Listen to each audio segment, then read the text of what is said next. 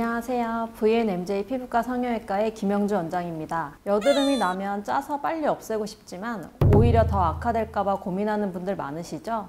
이런 여드름을 완화시키는 목적으로 염증 주사를 맞으러 오는 분들이 많은데요. 간단하게 효과적으로 여드름을 치료할 수 있어서 선호하시지만 이런 염증 주사도 제대로 알고 받으시는 것이 좋습니다. 그래서 오늘은 여드름을 완화시키는 응급 처방, 염증 주사에 대한 이야기를 해보도록 하겠습니다. 여드름은 피지가 모공 밖으로 빠져나가지 못하고 쌓이게 되면서 생기게 되는데요. 염증 주사는 말 그대로 염증 반응이 활발하게 진행 중인 화농성 여드름에 가장 효과적인데요. 빨갛게 붓고 욱신거리는 통증이 느껴지거나 손으로 만졌을 때 딱딱하다면 염증 주사를 맞으면 좋은 시기라고 할 수 있습니다. 이런 염증성 여드름에 염증 주사가 효과적인 이유는 염증 주사의 성분 때문인데요. 염증 주사의 주성분은 트리암시놀론으로 약간 생소하실 수 있는데 스테로이드 일종이라고 생각하시면 이해하기 쉬우실 거예요. 스테로이드의 주요 효과 중에 하나가 바로 항염작용입니다. 이로 인해 기대할 수 있는 효과는 크게 두 가지가 있는데요. 첫 번째는 염증성 여드름은 가라앉을 때까지 놔두거나 무리하게 압출할수록 염증을 악화시킬 수 있습니다. 염증 주사를 진행하면 붓기나 크기를 줄여주기 때문에 여드름이 빨리 좋아지도록 만들어줄 수도 있고요. 두 번째는 염증성 여드름은 염증이 유발되는 과정에서 지속적으로 피부세포를 파괴시켜서 검붉은 자국이나 패인 흉터를 만들게 되는데요. 염증 주사가 염증 반응을 더 이상 진행되지 않도록 해주기 때문에 여드름 흉터가 덜 진행되게 하고 예방할 수 있습니다. 이런 이유에서 여드름이 생길 때마다 염증 주사를 맞으러 병원을 찾는 분들이 많으신데요. 하지만 염증 주사가 필요하지 않은 경우도 많습니다. 노랗게 곪은 상태의 여드름이나 좁쌀 여드름이 이 경우에 해당하는데요. 노랗게 곪은 상태의 여드름은 염증이 진행되는 단계는 지났기 때문에 염증 주사의 적기를 놓친 경우가 많습니다.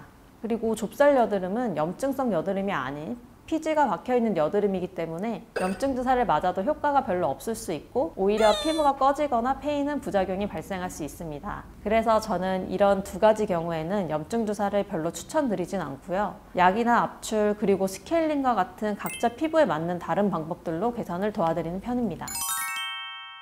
그리고 염증 주사 시술을 받으실 때는 꼭 주의해야 할 점이 하나 있는데요. 염증 주사의 스테로이드 성분이 염증성 여드름이 아닌 부위에 들어가거나 혹은 과도한 양이 깊게 주입되면 피부세포를 위축시키고 심할 경우에는 폐임 증상까지 생기실 수 있습니다. 개인차가 있지만 대부분 시간이 지나면서 호전되기 때문에 너무 크게 걱정하지 않으셔도 되는데요. 다만 시간이 지나도 회복되지 않는 경우에는 염증 주사로 인한 함몰 증상이 아닌 패인 여드름 흉터가 생긴 것은 아닌지 확인해 보셔야 합니다. 패인 여드름 흉터는 염증 주사에 의한 함몰과는 다른 양상을 보이기 때문에 정확한 진단은 병원을 내원하셔서 진료를 받아보시는 것이 좋습니다.